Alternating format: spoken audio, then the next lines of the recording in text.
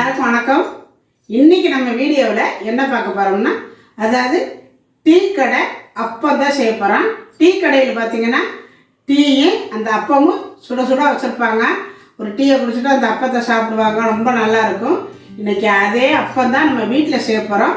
இது நம்ம வீட்டில் இருக்கிற பொருளை வச்சு ஈஸியாக செஞ்சிடலாம். இதுக்கு 3 பொருள் இருந்தால் போதும்.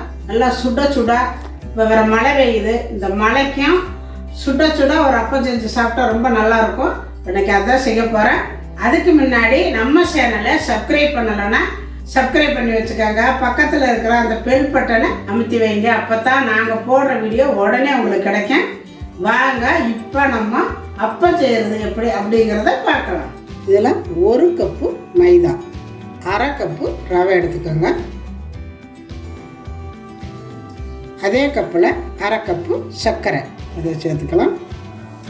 டேஸ்ட்டுக்காக கொஞ்சமாக சால்ட்டு, நல்லா வாசமாக இருக்கிறதுக்காக கொஞ்சம் போல் ஏலக்காய் பவுட்ரு.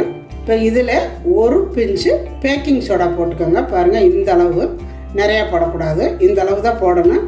நம்ம கடையில் வாங்குகிற போண்டாக்கெல்லாம் கண்டிப்பாக போடுவாங்க. அப்படி போட்டால் தான் அது நல்லா புஷ்ஷுன்னு எந்திரிக்கும். துணூண்டு எடுத்து போட்டுக்கோங்க, அவ்வளவுதான் போடணும்.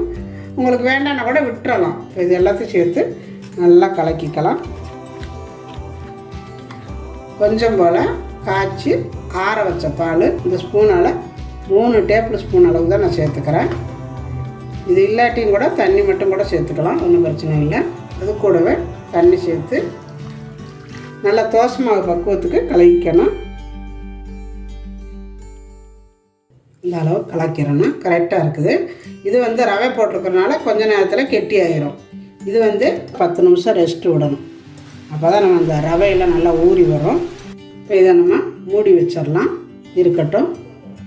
10 நிமிஷம் ஆயிடுச்சு.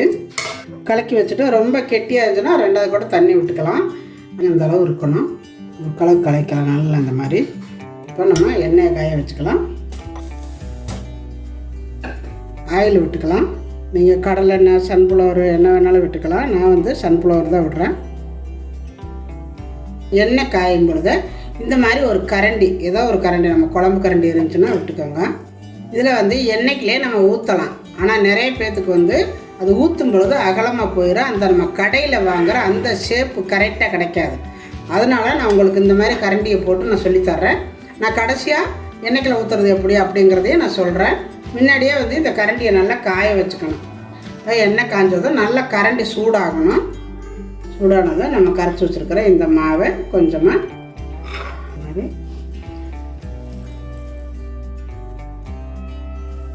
கொஞ்சம் நேரம் சென்று இந்த கரண்டியை லைட்டாக அப்படி ஆட்டி விடணும். இந்த மாதிரி ஆட்டி விட்டோம்னா கரண்டிலேருந்து தனியாக வந்துடும். இதுக்குள்ளே நம்ம டேரெக்டாக ஊற்றுறதுனால ஊற்றலாம். ஆனால் இதில் ஊற்றும் பொழுது நல்லா அழகாக ரவுண்டாக இருக்கும். நல்லா அப்படி ஆட்டிக்கிட்டே இருந்தால் அது தானாக வந்துடும். பாருங்கள், அது தானாக வந்துடுச்சு. இப்போ அப்படியே லைட்டாக பரட்டி விட்டுட்டு அப்போ சூப்பராக ரெடி ஆகிரும். அதே மாதிரி இந்த கரண்டியை காய வச்சுட்டு போடுங்க. மறுபடியும் ஒரு தடவை கரண்டி நல்லா காயணும். கொஞ்சம் போல் எண்ணெய் வச்சுக்கோங்க, வெறுங்கரண்டியில் ஊற்ற வேண்டாம். இந்த மாதிரி ஊற்றிக்கோங்க. லைட்டாக அப்படி ஆட்டிக்கிட்டே இருங்க, அதுவாக தானாக வெளியில் வந்துடும். அடுப்பு ரொம்பவும் ஸ்பீடாக வைக்காமல் கொஞ்சம் ஸ்லோவிலே வச்சுக்கோங்க. ஃபஸ்ட்டு போட்டதை திருப்பி விட்டுக்கோங்க. இந்த மாதிரி இப்போ நம்ம இதில் நேராக கூட விடலாம். பாருங்க, இப்போ நான் இதுலேயே அப்பத்தை ஊற்றுறேன். இந்த மாதிரி ஒரு இடத்துல ஊற்றணும். ஊற்றினோன்னா மேலே வந்துடும். பாருங்கள், இப்போ வெந்ததை எடுத்துக்கலாம். நல்லா பாருங்கள் எவ்வளோ அழகாக வந்திருக்காங்க. நல்லா அழகாக வேணும்னா இந்த மாதிரி கரண்டியில் ஊற்றுனீங்கன்னா இதே மாதிரி வரும்.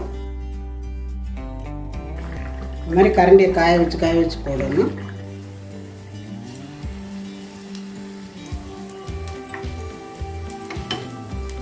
அப்படி குண்டாக நல்லா குலோப் ஜாம் மாதிரி அழகாக இருக்குது. நல்லா சூப்பராக வெந்துருச்சு. பாருங்கள் எவ்வளோ அழகாக இருக்குது. பாருங்கள், சூப்பராக ரொம்ப அழகாக வந்திருக்குது. இப்போ பாருங்கள், நம்மளுடைய டீ கடை அப்பம் சூப்பராக ரெடி ஆயிடுச்சு. ரொம்ப நல்லா வந்திருக்குது. இது வந்து எங்கள் ஊர் சைடெல்லாம் ரொம்ப ஃபேமஸ் இந்த அப்பம். அவங்க வந்து மாவு கலக்கி மைதா மாவை கலக்கி விட்டு நல்லா வேகமாக ஊற்றி எடுத்துருவாங்க. கொஞ்சம் அகலமாக இருக்கும். நம்ம வந்து கரண்டியில் ஊற்றுறதுனால நல்லா குண்டு குண்டாக இருக்குது பார்க்குறக்கு. இது வந்து ரொம்ப சாஃப்டாக இருக்குது. இப்போ பாருங்கள், நம்மளுடைய டீ கடை அப்பம் சூப்பராக வந்திருக்குது. கரண்டிலே காய வச்சு ஊற்றுறதுனால இது வந்து அழகாக இருக்கு பாருங்கள். அழகாக இருக்கிறதுக்காகத்தான் இந்த மாதிரி ஊற்றி இருக்கிறது.